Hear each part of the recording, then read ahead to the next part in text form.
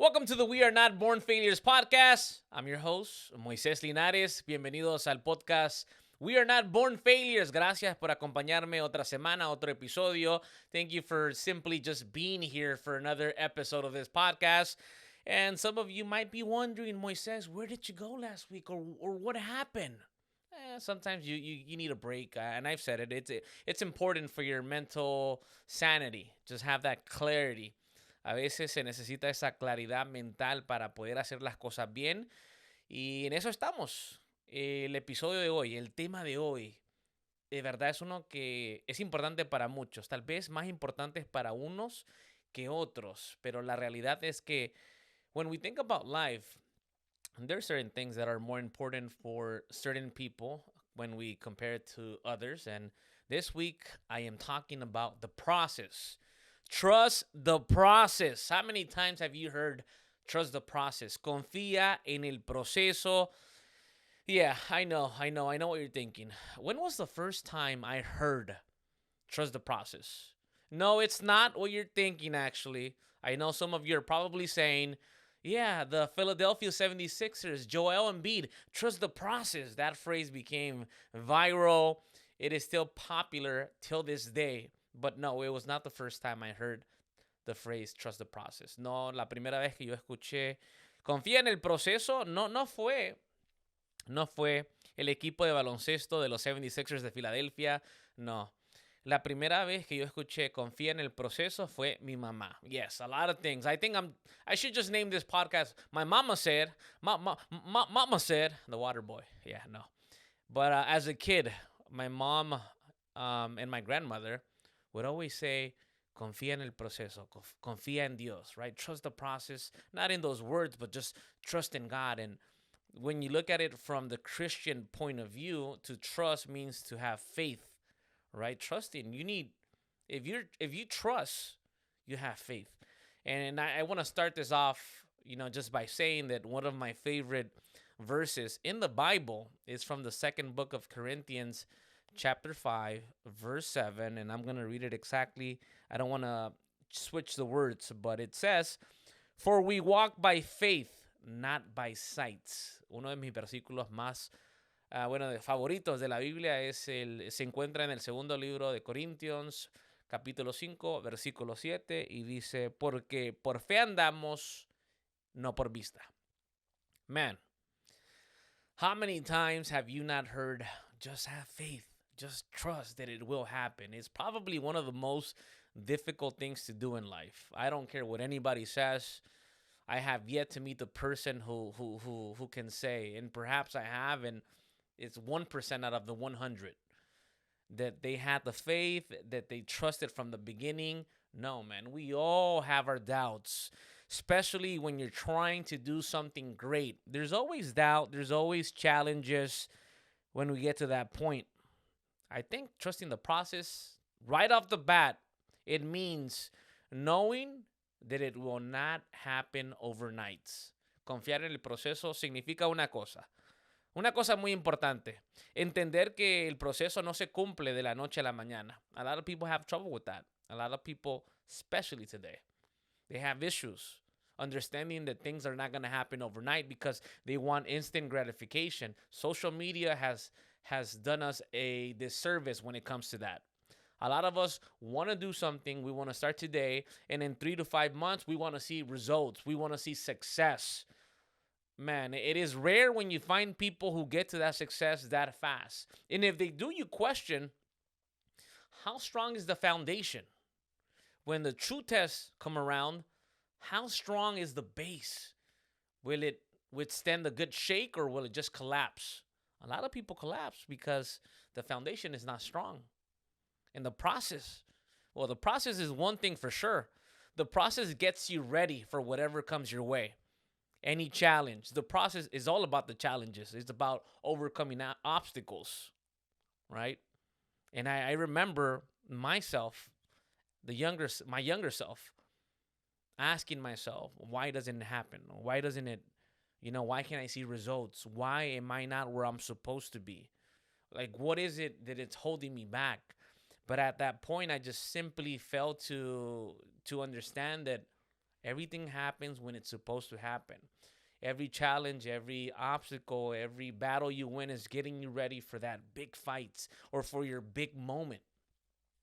I was a kid coming out of college with a dream of working in the TV business, and I thought it was going to be easy. I thought that I was simply going to graduate school and I was going to get my first job, and boom, it was said and done. It was not the case. It was really difficult. And a lot of you probably know this already. The ones who follow me, they know that it's been a journey, and that's what it's about. Before I get to some of those examples, to be honest with you, the journey sometimes is the ride.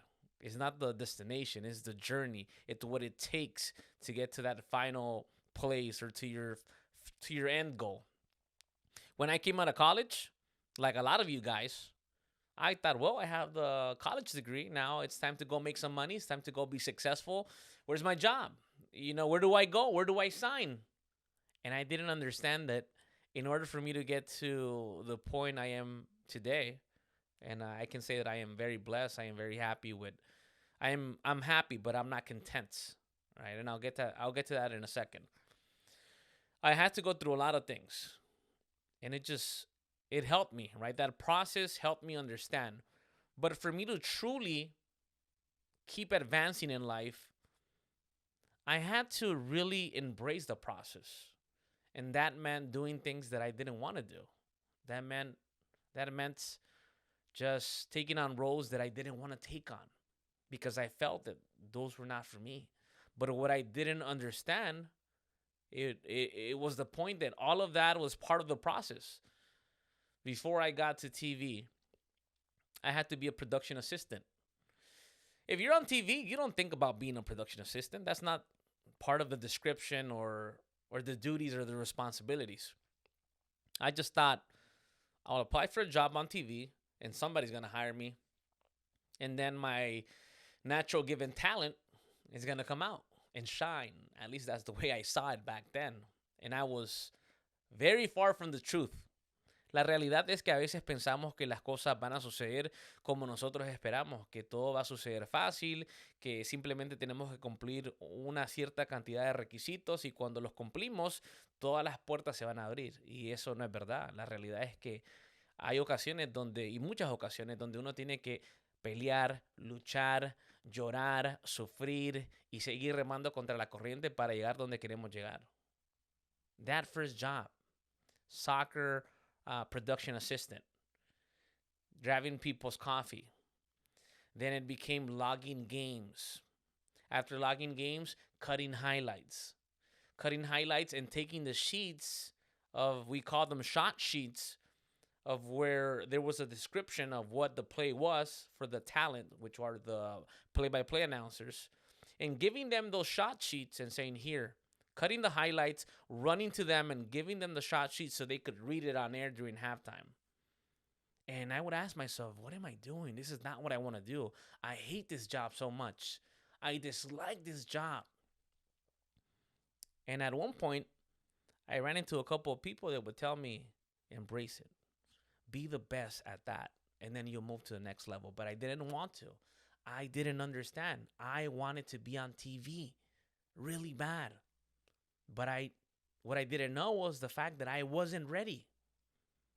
I wasn't ready for the TV job. Right? The TV job was there, but I was not ready for it. Therefore, I had to force myself to do things I didn't want to do. And I did them. I put 100% effort. That's the one thing about me. I did put 100% effort, although I didn't like the job, but I did it. Later on, I understood that every single challenge that I was going through, every obstacle I had to overcome was prepping me for what was coming. When I finally got my first TV job as a reporter, I had to do a lot of things that I definitely didn't expect to be doing when I got to a TV station, a news station. And that was editing my own videos, writing my own scripts, sometimes shooting and recording my own footage, which I still do till this day in a different capacity. But I didn't understand that every single thing I had gone through, Everything that I had been through years prior was part of a purpose. It was part of my process. It was part of the challenge and the path that I had to take on in order to get to that next level. I despised it. When I tell you that I hated it, I mean it. And I know a lot of you feel the same way because I often speak to people and they tell me, I'm doing something I don't like. This is not something I want to be doing. I really hate this job. I don't like this job. I don't know why it's not happening for me. I'm doing all the right things. One, a lot of people that I meet are not patient. A lot of people that I meet don't believe in their capacities. They want the job, and believe me, I was that same person. I wanted the job. I was doing the work for the job. Everything you could imagine, everything that was being asked of me, I was doing.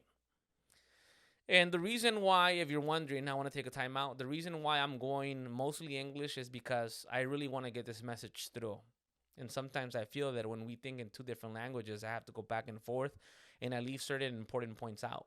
So I apologize if if you only speak Spanish. This is one of the biggest challenges as a bilingual person, right? Do I do it in English or do I do it in Spanish? Do I do half or not? But let me continue, because what I was saying was, I meet these people. I meet a lot of individuals who are very talented, but they don't believe in themselves. They don't believe in the process because they believe that they should be here when they're here, right? They're at point A and they want to be at point K. I'm not going to say Z because that's the last one. But it doesn't work like that. It doesn't. Trust me, it doesn't. Even if someone were to put you in a position to shine, to succeed, where you would imagine yourself to be from the start, if you're not ready for that, you will fail. You will collapse. Your foundation would fall to pieces. It's part of life. We all need that process to make us stronger, to build us up for whatever comes after. When you face the real challenges in your career, your job, your projects, you're ready for whatever comes your way. When you don't have that experience, that prior experience, you will suffer. I'm not going to say you're going to fail because a lot of people find ways to overcome. Yes.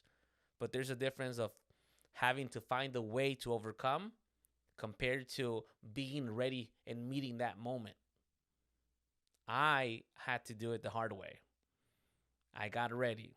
I enjoyed my jobs. I didn't like them, but I liked the people that I work with. And one of the things I was able to do was learn from the best. Learn from individuals who had 2 or 3 times more experience than I did. I was able to sit with them. I was able to pick their brains, ask them questions. I was able to make mistakes there and say, here, look at my stuff. What do you think? Here's my play-by-play demo. Can you critique it? And they would. And they would tell me sometimes, like I've said in the past, the feedback could be cruel, but you find individuals who want to help you and they give you advice. And that's part of the process. Listening to people who know a lot more than you, that have a lot more experience than you do. So I always tell the folks that I meet, it doesn't matter what you do, be the best. Be number one at it. I had to work at a gas station at one point in my life. I had to work at Macy's at one point in my life. I worked at a grocery store mopping floors at 2 or 3 in the morning. I worked with one of my best friends. We worked for his mother as assistants, just moving stuff around. We didn't like the job, but it paid us, and we learned a lot, right? We were exposed to different things. And it was part of the process. Would I take it back? No. I think all of those experiences, they felt me become who I am today. By the time that I was leaving those jobs and moving on to that first big job, and was told, hey, here you're going to have to edit. Here you're going to have to log. Here you're going to have to go out and shoot and record and edit your own stories. And when they told me that, I was like, well, I already know how to do all that. I've learned that in my previous jobs, the ones that I didn't like. And I was like, wow, I can't believe the fact that everything I didn't like, everything I didn't want to do is what's getting me through today. I got to the point where my sports segments on TV had the latest games. If a game ended 5 minutes prior to the show, those games were already in my segment because I had the ability to edit really fast. I was editing as the game was going on, and a lot of people don't know how to do that when they work on TV because they depend on editors. If you have somebody helping you, easy, right? You're focused on the writing. But if you have to do all of that yourself, it's very complicated. But I had the ability to do all that because my previous experiences had helped me. Trusting the process. I could personally say, and I'm still working on it. I've been that person who has to see. I have to touch, show me. Walking by faith, trusting is difficult. It's one of the hardest things you can do. But the reality is, listen to this. You got to listen to this.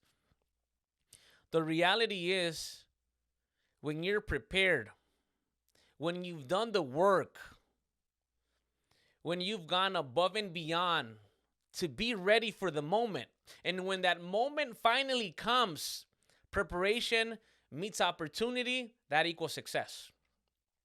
It has for me. It has for me in many ways. As a play-by-play announcer, let me repeat that. As a play-by-play announcer, I was that kid calling games in high school, calling games during my club soccer games, right? During practices, on the way to a tournament. I was always doing that. Eventually that moved on and I started calling real games at the community college level, at the high school level, by myself, in the booth, just preparing myself. What happened when I had that first real job after all the production assistant jobs, after the producer jobs, the editor jobs, and I finally got to TV and I started seeing other doors open based on my preparation. Eventually somebody called and said, hey, we have a job as the play-by-play announcer. We just got a deal right now with Major League Soccer. This is not the Apple TV deal. This is a completely different job. And they said, it's a radio job. They're looking for a play-by-play announcer. Your name was mentioned. Are you up for it? And I said, heck yes, sign me up. And they said, well, the job starts in 2 days. And I said, what? In 2 days? Yes, in 2 days. And I said, let's go. Got to the stadium, had my notes ready, my notes that I had prepared in 2 days. The boss is in the back listening. We're live. This is not a trial. This is not an audition. This is an actual game. They just threw me into the fire, said, show us what you can do. And I said, let's go. Boom. I take off. Ba, ba, ba, ba, ba, ba. Lo canto, lo canto, lo canto, lo canto. Lo canto was not a thing yet, right? That was after. And the guy said, hired. I like you. Everything else doesn't matter. What else? The details of the job does not matter. The door was open. And I said, okay, cool. So from that point moving forward, I was the play-by-play announcer for DC United. I was a sports anchor and reporter for Telemundo and NBC. And eventually, I became the play-by-play announcer. From the DC United job, I became the play-by-play announcer for the Washington Commanders. And then everything else is history, right? What I'm trying to say is I'm not trying to tell you my resume or my history. I'm telling you about the journey, the process, how one door opens another door and another door and another door. But if you were to ask me, when you were a production assistant, did you see yourself as a play-by-play announcer for Apple TV, for Major League Soccer? No, most definitely not. I did not see it. I did not believe it. I didn't think it was possible for me. I was at the bottom of the bottom, production assistant, being told consistently that it was not going to happen for me, to stop dreaming, to just focus on my job. And a lot of you hear that all the time. A lot of you hear and have grown up hearing the fact that it's not for you. that, what you're seeing over there, that's not for you. You're supposed to be right here. Focus on right here. Well, yes, focus on right here. Keep doing that job at 200%, but don't lose sight of where you're going, even if you can't see it. And that's the freaking key, if I'm being honest. Because a lot of times, what you dream, you can't really see. You can envision it, you can visualize it, but it's difficult to see until you get a lot closer. When you get closer to the goal, you start to see it because the doors, they start to open up. But you have to understand that the process is very long. Sometimes the process does not have a timeline.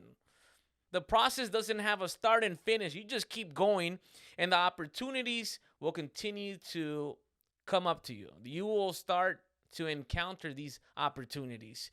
The doors will open up, but you have to trust the process. To trust the process means to walk by faith, not by sights. You see what I did right there? Just connected point A to point B. It's very important. It's very important, to be honest with you. And there's a lot of examples. And this has been running. This has been running wild in my head. Perhaps one of my favorite examples. And let's see if I can connect the dots here. It's one of the stories we most hear in the history of, humanity. David versus Goliath. Who doesn't know the story, right? The little guy defeating the giant, but the little guy had been chosen against the giant that seemed to be undefeated. And the point I'm trying to make is not about David defeating Goliath, because we know how the story ends. David defeats Goliath, and now it's probably one of the best examples when we're talking about underdogs beating a favorite in sports. They always say David against Goliath. No, what I'm trying to say here is the fact that when you see that story, when you truly go back and you research and you read about what happened to David, David didn't become an overnight success. He became king eventually, but it didn't happen right off the bat. When he defeated Goliath, they didn't say, "Here, David, boom, here's the crown. You're the man from now on. You're the man. Moving forward, you're the guy. You're King David." Didn't happen like that, because this guy ended up defeating a giant, was promised a lot of riches and rewards, which he didn't see immediately. But he kept his faith. He believed that it was possible. He trusted the process. More than anything, he trusted, right? His loyalty was to the king. King at that time was King Saul. He trusted that whatever was going to happen was in his interest and was his destiny. He didn't see or say, "Oh, I'm the king now. Give me what's rightfully mine." He had to go through a lot. This guy served the king who promised him riches, rewards. And instead of being crowned for something he had accomplished, defeating Goliath, he had to go into hiding. He had to wait it out and keep carrying on, fighting other battles and keep carrying on. And just that became his life until eventually, after many years, he became the king. The moral of the story, didn't happen overnight. It was an instant success after beating Goliath. There was a long process, but having faith, believing, eventually crowned. We hear about David often, but we don't truly hear about the backstory. What happened after that battle? I invite you, go and search it, especially if you use the example. If you've ever used the example or you've heard the example, David versus Goliath, go and do a little research and find out about that story. What happened after that? The point I was trying to make in general is the fact that this life, man, this life is a journey. For me, it's about the journey. I've learned to appreciate the journey. I'm happy. I am very happy. I'm not content. There's a lot of other things I want to do. But when I look back at my life and I see all the things that I've done and the things that I've accomplished, I've never imagined to be where I'm at now. I kind of had an idea. Before I end, I also want to bring up another important point. You have to believe in you. And you have to remind yourself why you're doing it. You have to remind yourself that it is possible, that you will get there. We call those words of affirmation. A lot of us, we do the work, but we don't believe. Guilty right here. I kid you not. Guilty. For many years, I did the work, but I didn't believe it was possible. I was my own biggest critic. I was my own biggest hater. And I was my own biggest obstacle mentally. I didn't believe that it was possible. I did the work, and every time somebody gave me a compliment, I would always say, well, it's not that good. Oh, you did a great job. Oh, it was all right. And somebody said, why do you do that, man? Give yourself the credit. Believe in what you're doing. If not, why are you doing it? And I said, you know what? You're absolutely right. From that point moving forward, I patted myself in the back after accomplishing something big, but I just kept it moving, right? But I acknowledged the fact that we had done a great job. Me, myself, and I, that is. And I said, you know what? Acknowledge what you're doing. Keep trucking. Keep working. But believe. Believe in yourself. Because if you don't believe in yourself, trust me, no one else is going to believe in you. Those are facts. It starts with you. Words of affirmation. Faith, even when you can't see things, right? Because that's what faith is. Trust. Trust that every single thing you're doing will pay off.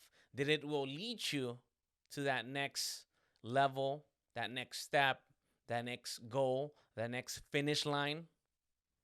Very important stuff right here. I hope you guys enjoy the podcast.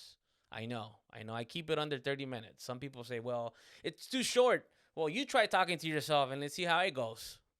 I'm kidding, man. 30 minutes. The reality is that I need bigger memory cards. I need bigger memory cards if I'm going to expand the podcast.